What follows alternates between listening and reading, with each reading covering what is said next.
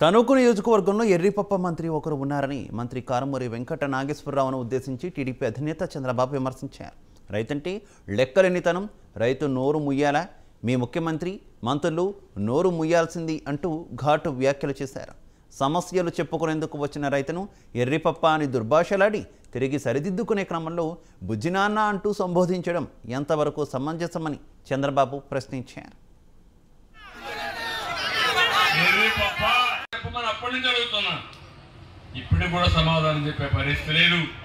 మీరు ఒకటే గుర్తుపెట్టుకోవాలి, ఎవడో ఆయన ఉన్నాడు మీ మంత్రి, నాకే అర్థం కాల.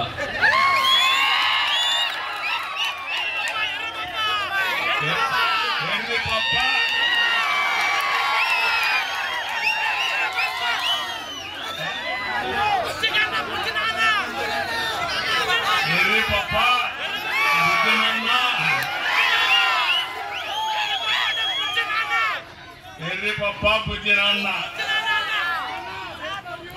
అంటే ఒక రైతు అంటే లెక్కలేని తనం, నోరు ముయ్యంట.